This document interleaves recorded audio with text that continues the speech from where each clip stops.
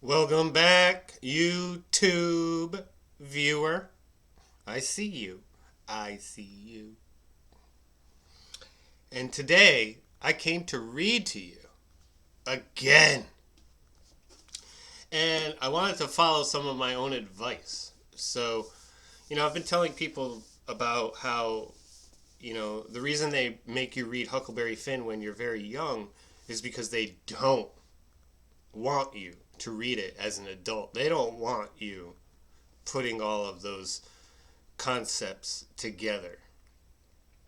It's not a children's book. Yes, the main character is a child, but that's about where it ends. That's a whole nother video. But today, I've read Huck Finn as an adult, okay, so I don't need to do that. But the last time I read this, a Connecticut Yankee, that's me, born not in Connecticut, but raised in Connecticut. A Connecticut Yankee in King Arthur's court. By the way, Mark Twain lived a lot of his life in Connecticut as well, but was not born there. And I'm just going to read the introduction. I read the first couple pages of it, and I thought it was so well written and important, especially in 2025, because,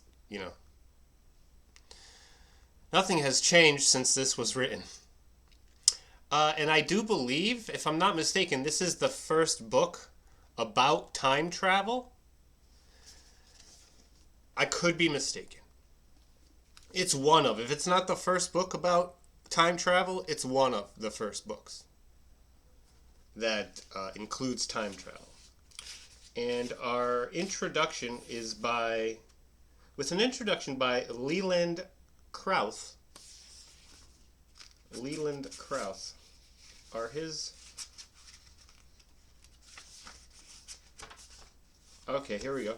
Leland Krauth is a professor of English at the University of Colorado at Boulder, a specialist in American literature. He has published numerous articles on American writers as well as 2 books on Mark Twain, proper Mark Twain, and Mark Twain and Company, 6 Literary Relations. Now that one I want. What is it called? Mark Twain and Company. I have a lot of books written by Mark Twain. I also have a lot of books about Mark Twain written by other people. This one I do not have. Mark Twain and Company. And Company. Dude, this has got to be so good because, yes, of course, he had literary contemporaries and people that he had relationships with that also were writers. I'm going to stop right there because I'm just going to keep going and going and going. Mostly he made fun of them to their faces or in letters directly written to them. And a lot of his writing was satire. But here we go. Mark Twain once described a Connecticut Yankee in King Arthur's court as an uncommonly bully book. And it is bully in every sense of the word. Excellent, jolly, pugnacious. It is carefully crafted. It is amusing, and it is aggressive. The novel is alive with every twist and turn of Twain's humor, and that humor ranges widely, from gentle whimsy to sharp irony, from farcical silliness to serious satire, from dry wit to hot tongue lashing. The wild play of Twain's comic fancy makes the book both delightful and provocative. A Connecticut Yankee is also alive with Twain's deepest convictions, his unshakable prejudices, his most firmly held ideas. While Adventures of Huckleberry Finn is his greatest book for all manner of reasons, A Connecticut Yankee is not only his most ambitious fiction, but his most personal. Yeah, I never thought about how ambitious it is. Like, dude, epic story this is. I mean, I still can't drink right. I had a wisdom tooth pulled yesterday, so I'm a little less intelligent. And my mouth is still, it's not 100% back. Twain called the Connecticut Yankee his swan song. That is, his last words of farewell. He thought of the book that way because he expected that his investment in the Page typesetter, a mechanical typesetting machine designed to replace human compositors, would make him a millionaire who would never again have to write for a living. Brown Tabby just broke in my room during a video. Okay. We don't edit. Howie, we don't edit.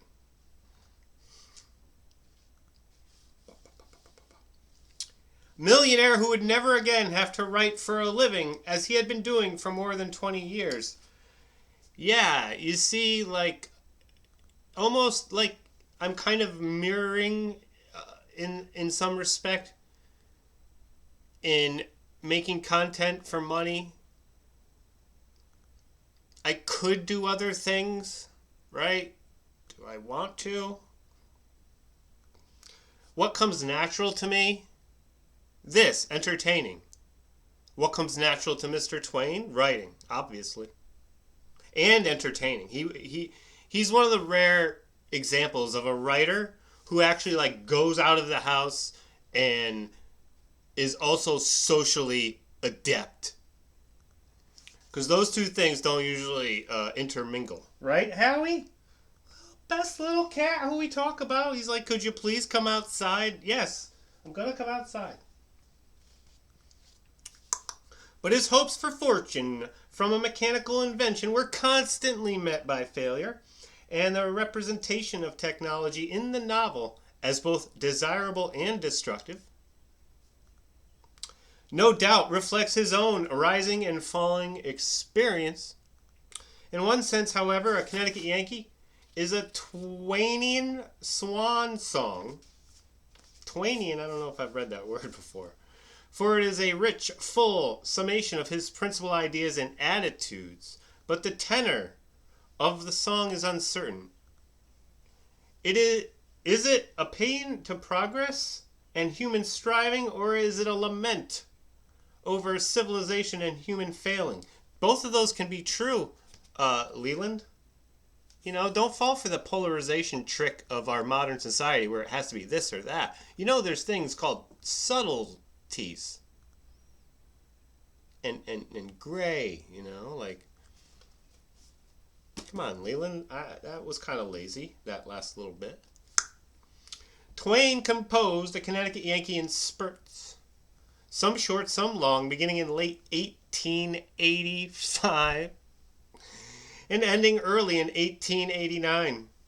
He entitled a first version The Autobiography of Sir Robert Smith of Camelot, but he subsequently changed his protagonist's name to Hank Morgan. While it is mildly amusing to think of a common Robert Smith as a Sir, a title originally reserved for a knight or a baronet, the change to Hank Morgan was deeply suggestive. For the historical Henry Morgan was a 17th century buccaneer who, with the sanction of the British Crown, pillaged the ships and cities of colonial New Spain. Buccaneers like Morgan typically assaulted a foreign country or its colonies ship by ship, port by fortress, town by city, to weaken it in the immediate hope of booty and the ultimate possibility of conquest. Twain's Hank Morgan assails 6th century England in a similar way, undermining it bit by bit through covert acts with his eye on the main chance of dominion. I might need more water. Wouldn't that be a part of the video? I'm going to get a glass of water. I'll be right back. And it's just rolling because we're not editing. That Twain would conceive of a character who was both a respectable sir and a rogue pirate is not surprising, for his pen name itself enjoins us to mark Twain, that is, to note Twain, or to pay attention to doubleness. The pseudonym, by most accounts derived from the soundings taken by steamboats on the Mississippi, is itself an ambiguous signal. Denoting 2 fathoms or 12 feet of water, it announces danger if one is coming from deeper water, or safety if one has been in shallower. Mark Twain, the writer, was both dangerous and safe. And nowhere more so than in A Connecticut Yankee. The book oscillates between confirmations of the status quo and turns against it. No other Twain text is so anchored in contraries, oppositions of form, collisions of content. Twain pits realism against romance and shifts from a utopian fiction to a dystopian one. He places the industrial against the agrarian, the scientific against the superstitious, the skeptical against the religious, the commonsensical against the fantastic, the probable against the imaginative. The shifts and turns he creates out of those conflicts are fascinating to follow, and what is most astounding is that time and again, just when one side seems to have the upper hand, the other reasserts itself until in the end, the reader is left in uncertainty. Twain's contradictory subversions and affirmations are directed at America's present, as well as England's past. A Connecticut Yankee is the most capacious topical fiction, and even a partial list of the contemporaneous issues he takes up would include enfranchisement, machine politics, capitalism, free trade, technology, militarism, law, advertising, religion, hygiene, labor organization, sexuality, journalism, inventions, education, taxation, railroads, warfare, social class, finance, tariffs, currency, and communication. As Twain wrote of these, he found himself in 2 very different moods. Sometimes he said, as if his task was nothing more than a holiday amusement affording pleasure, and sometimes he wrote as if his work were a revolutionary undertaking requiring nothing less than a pen warmed up in hell. Twain indulges his contrary moods and spins his controversial topics this way and that through the shifting, sometimes dizzying narrative of his protagonist, Hank Morgan. Hank is an odd and contradictory as a character as one can find in 19th century American literature, simultaneously appealing and alarming. The only constant in his mercurial identity seems to be change. That's the only thing you can count on, by the way. But there are 2 recurrent traits. Hank is sometimes a figure of good-heartedness, a grown-up Huck Finn, a man committed to benevolent reform, a person moved by compassion. And he is sometimes a figure of cold indifference, a man enthralled by his own theatrical performances, a grown-up Tom Sawyer. Yes, I watch my videos. They're fucking hilarious. A person driven by the desire for power. He waxes sentimental one minute. I knew I should never get his picture out of my mind again, and there it is to this day, to wring my heartstrings whenever I think of it. Page 148. Only to become aggressively callous the next. I sent the bomb with a sure aim, and during the next 15 minutes we stood under a steady drizzle of microscopic fragments of knights and hardware and horseflesh. Page 209. Readers shackled by notions of realistic fiction, with its emphasis on both credibility and coherence of character, are often bothered by Hank, and Twain himself was of 2 minds about him. He thought of Hank as a perfect ignoramus and as a natural gentleman. In many ways, Hank can be seen as the prototype, prescient on Twain's part, of the modern self that was beginning to emerge at the very time Twain penned his tale, a protein figure of instability, a kind of anti-hero, an alien lost, as Twain puts it, in this pathetic drift between the eternities. Ooh, that's one way to talk about time travel. His identity is incoherent, discontinuous. Hank is provocative, precisely because he embodies the contradictions and confusions about the makeup of the human self that were to become conspicuous in the 20th century and persist in the 21st. In the imaginative structure of Twain's story, Hank exists in two times and two places: his own 19th century America and King Arthur's 6th century England. Twain revealed in creating the contrast.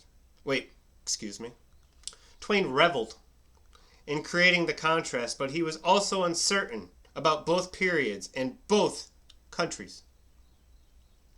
At different times, he loved and hated England, loved and hated America. The reviews of A Connecticut Yankee on both sides of the Atlantic loved and hated the book, though in general the English found more to object to. Driven by warring feelings of affection and disgust, A Connecticut Yankee moves uneasily between affirmation and satire. This swerving energizes the tale, creates surprise, prompts puzzlement, and endangers delight. When he first conceived his fiction, Twain mused over it as outrageous comic farce on the one hand, and tender romantic adventure on the other. His divided impulses are realized structurally as he shapes his fiction around two linked but contrasting journeys. Hank's first trek from Camelot to the Ogre's Castle, chapters 11 through 20, is largely a light-hearted spoof of medieval romance, of knight-erranty, and the Sir Thomas Malory's Le Morte d'Arthur, a 1485 collection of Arthurian legend. Its humor is light and frolicsome, but the tale darkens after Hank's encounter with Morgan Le Fay. Hank's second journey, the excursion he takes incognito with King Arthur, becomes a journey into the heart of darkness, into human suffering, oppression, and death. Its humor is black and bitter. With amazing confidence, Twain undertakes to dramatize and comment on nothing less than the social construction of reality. At its deepest philosophical level, A Connecticut Yankee raises the vexed epistemological question of how we know what we know or think we know.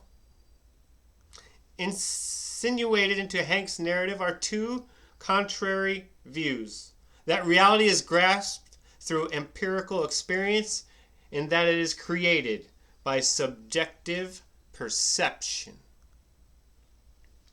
Hank seems to believe in facts, that is, in things as they are, as he finds them. But he also creates facts, thinks them into existence as what is or must be. Sometimes he locates reality empirically, sometimes he generates it subjectively. Which is the true way, empiricism or idealism? Hank's time travel from the 19th to the 6th century enables him to analyze Arthur's England from an alien's point of view. Comically, he runs afoul of irrational habits, customs, and conventions. Didactically, he declares that religion, class status, economic organization, political structure, and even morality are all arbitrary social constructs. He maintains that accepted belief systems are really nothing more than socially ingrained ideas. Twain's emphasis on social conditioning poses a timeless philosophical conundrum. Are humans free agents? His novel veers between expressions of free will and assertions of determinism. Paradoxically, Hank acts freely, often as a kind of Nietzschean Superman. Yet at the same time, he insists on inevitable constraint. Training, he announces. Training is everything. Training is all there is to a person. Free throws. Done a lot of training. The contrast between action and avowal leave us wondering, how free are we? How much of our fate can we control? And these questions push one to yet another philosophical riddle, for they incite reflection on the origin and constitution of morality. The moral substratum of Twain's text is ever present but raspy. As we watch Hank assess the Arthurian world and set out to change it, we are, by Twain's design, forced to question the very foundation of moral behavior. Yeah, maybe that's the difference between me and my friends. I got no problem fucking questioning it. Is Hank a man governed by morality? And is his morality valid? Or is it just the ethics of his 19th century world? Twain wraps the philosophical question of free will versus cultural shaping, of choices versus compulsion, firmly into the further puzzle of what true morality is. And as part of his determined effort to reform Arthur's England, Hank sets up a man factory.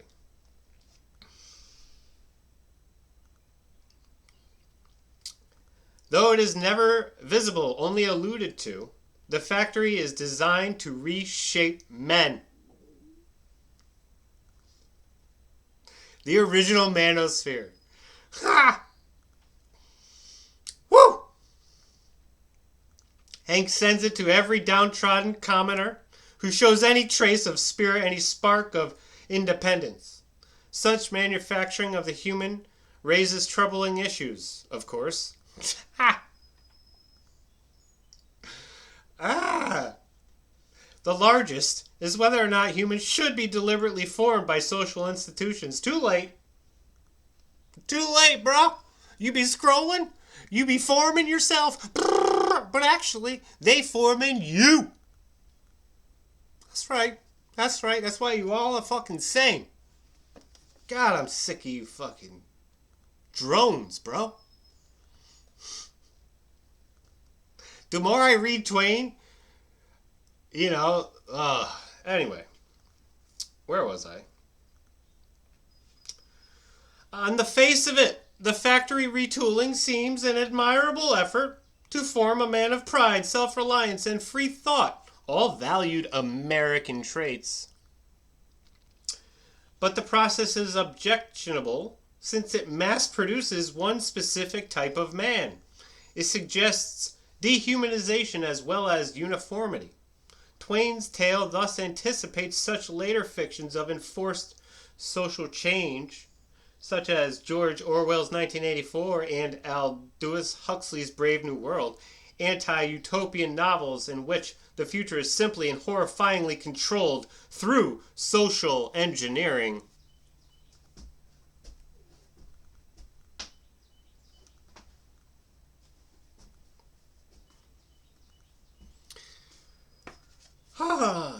You guys were watching Adam Sandler and Will Ferrell, and I was reading this.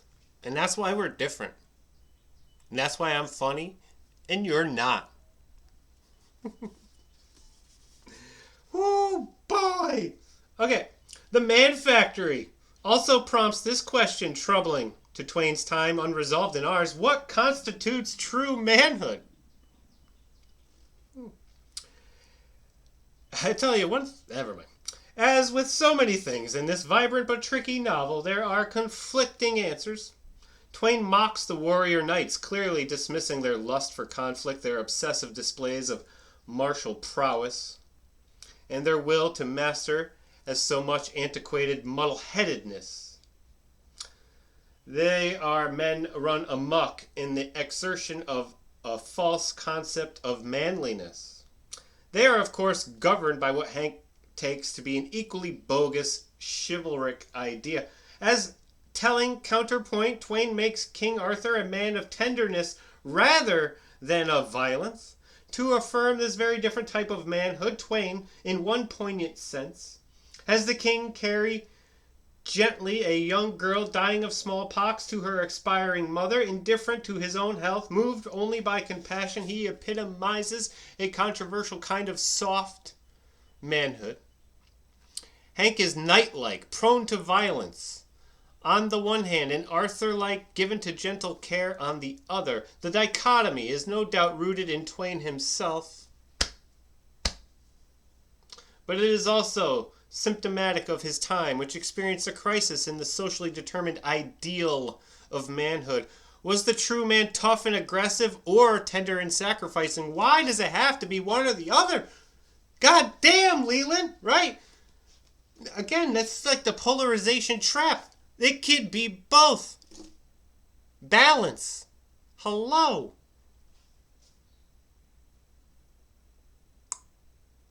Twain was not sure. His era was not sure, and neither his current American culture. Yeah, fucking idiots. The role of the woman in the novel seems somewhat simpler, but Twain complicates it too. While the Demoiselle Alessandre La Cartellosse, rechristened Sandy by Hank, is first an object of satire. As an embodiment of medieval feminine fickleness, she eventually becomes a cherished wife and mother, the epitome of one type of womanhood. Her temperamental passivity and conventional domesticity stand in glaring contrast to the only other significant woman in the story, Morgan Le Fay. Morgan Le Fay is Sandy's antithesis. She is personally aggressive and unconventionally powerful in the civic realm. She is also ruthless and bloody-minded, betraying perhaps Twain's latent fear of unfettered female power. Both figures are close to caricature. Both are objects of Twain's humor, affectionately indulgent in the case of Sandy, sharply condemnatory in the case of Morgan Le Fay. Just because you got an English degree doesn't mean you got to do this. You can write this without being so show off, Leland. Vonnegut did this too. It's like, I don't know what it is. It's like if you're writing about Twain, you have this proclivity, or you think you have this duty to use the most complicated word you can. You don't have to do that. For the entire forward, you could take a break. Okay. Where was I? Just as there are two versions of manliness, the aggressive and the compassionate, there are two kinds of womanhood, compliant and maternal, domineering and lethal. Sandy is a bit of a wraith, and her child, Helocentral, is never more than an odd name. But Morgan Le Fay, despite her relatively brief appearance, is a dark presence whose evil seems to infect Hank and whose power he strives to match.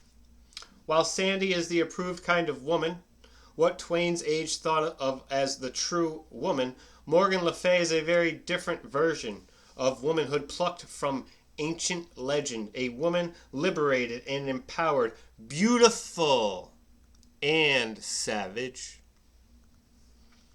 Hank bests Morgan Le Fay even as he is touched by her dark force. Hank strives to master everyone in Arthur's England, from magician to knight, from peasant to king. From the first, Hank is driven by a need for power. I made up my mind, he tells us, to two things. If it was still the 19th century and I was among lunatics and couldn't get away, I would presently boss that asylum or know the reason why. And if on the other hand it was really the 6th century, alright, I didn't want any softer thing, I would boss the whole country inside of 3 months. Hank counts on his 19th century knowledge, on his superior reason, and on his skill at contrivance. especially theatrical performance, to enable him to gain control of Arthur's kingdom. Paradoxically, he criticizes despotic rule, yet he celebrates unlimited power. He extols it as servicing the needs of the people, as a means of advancing society, but power also serves Hank's own psychic need, his longing to be the boss, in absolute uncontested control of the whole country. He imagines initially that he can most effectively assert his force peacefully through education. Before long, however, he reflects that the kind of radical change he seeks, nothing short of a revolution, must begin in blood. Twain's novel displays, probes, and critiques the origins and uses of power. His tale of long ago and far away is hauntingly up to date and close to home. It confronts us with the abiding question of how to affect social change. Oh, wait, we're getting a lighting change. Hold on. How to affect lighting change. The sun just came out here. All right. Trying to blind me, bro. One answer to that conundrum, one easy to overlook, is that change can come through language. For comic purposes, Twain creates a cacophony of speech, a veritable babel of tongues. With stunning effects, he juxtaposes archaic English, normal colloquial speech, and spicy slang. Long before Hank incites any revolution, Twain stages a war of conflicting discursive modes. Each way of talking in the novel embodies a class, a system of values, and ultimately a means of control. Ironically, as Hank imposes his plain speech on archaic utterance in the hope of eradicating it and replacing it with his preferred mode, he himself succumbs increasingly to the old style, showing not just a growing tolerance for it, but even an inclination to adopt it himself. What this war of words illuminates is the power of language to shape or deform reality. I'm back on your side now, Leland.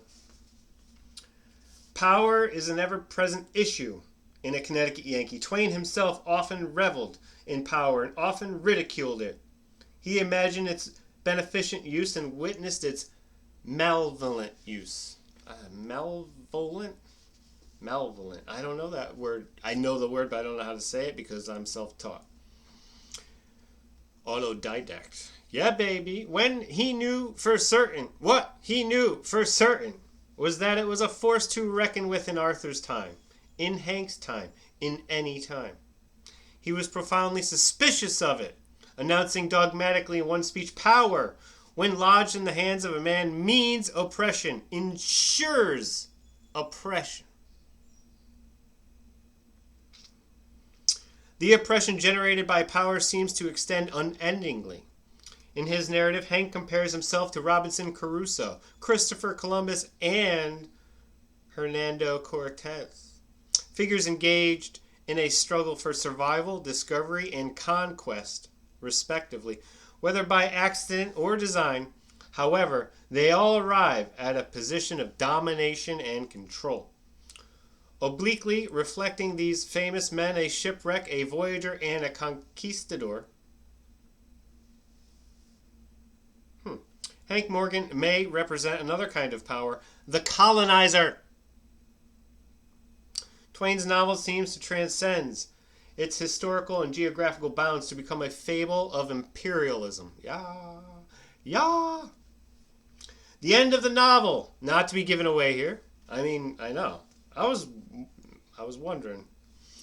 Is multi-layered. Carefully crafted, it merits close reading.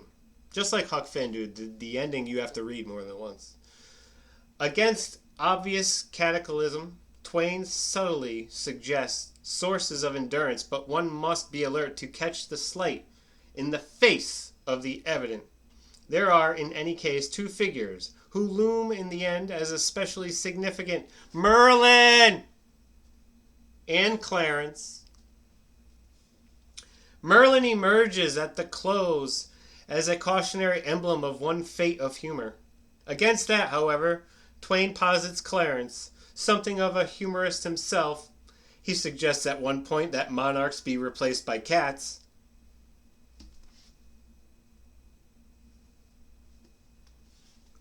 Who embodies a very different fate. Returning to the machinery of its opening, a Connecticut Yankee self-reflectively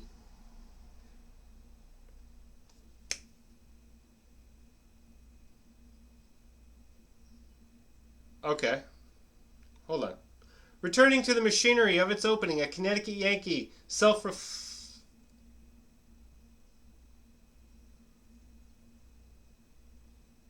That's a sentence. There's a sentence here that I'm like having trouble with. Capital R. Returning to the machinery of its opening, a Connecticut Yankee self-reflexively. Okay, like there's a misprint here. Anyway, constructed from the first. As Hank's Tale of the Lost Land, it ends with a postscript by Clarence and a final P.S. by M.T. The narrative thus survives its own ending and bears testimony to the power of storytelling. That's power. That's real power. That's the power that I enjoy wielding. One of the powers I enjoy. Its deepest energy throughout, however, is its multifaceted humor. A Connecticut Yankee is a ventriloquistic tour de force, the voice of Twain's own humor. Hank is variously wise-ass, laughing critic, raucous joker, serious satirist, zany observer, silly fantasist. And come on, Leland. And from time to time, caustic self-accuser, which is to say he makes fun of everything, everyone, including himself. Oh, I mean, I love making fun of myself, but it's way too easy. So I usually don't do it. Which is to say, his comic performance not only testifies to Twain's comic genius, but also challenges the reader's tolerance. For in shifting tones, Hank assails so much that his humor is likely to offend one here or there, sooner or later. And this puts to the test the reader's own sense of humor. No one has a trouble enjoying a whimsical turn of no consequence or a warranted blast of social criticism or a linguistic joke that only plays harmlessly with words. But Twain's humor is so scattergunned in this novel that it is eventually liable to hit home, to upset us by making fun of something we cherish. When we suddenly encounter something we do not find funny, we find ourselves caught on the border between enjoyment and distress. Although such moments may leave us in uncertainty, they clarify Twain's own humor. For his humor is a liberating force. Sometimes pushing along conventional lines, sometimes contesting them, a force that dares to promote pleasure in defiance of all seriousness, all morality, all sanctity, all necessity, all frailty, in short, in defiance of everything. In doing so, Twain's humor compels us to discover what we will not joke about, to realize, that is, what we hold sacred. As much as anything, this is the power of a Connecticut Yankee. Leland Krauth. I give you an 8, Leland, out of 10. 8.2. Let's add a couple points on there for you. I like all your ideas, but your execution was a little bit flamboyant and kinda a little bit took away from your ideas. I sound like one of my professors.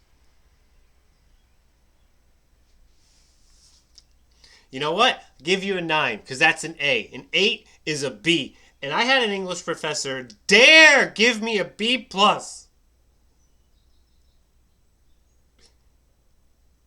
And I swear to God, he only did it because he knew it would get me. I swear, he wanted me to contest it. And did I? Hell no. But I I did tell pretty much everyone in the class, I got a B, and they all almost fell over. What? Because they've read my work. We have peer editing and all that shit. They're like, I got an A. How did you get a B? I handed everything in on time. I came to every class. B plus, dude. Because you can't write as well as me.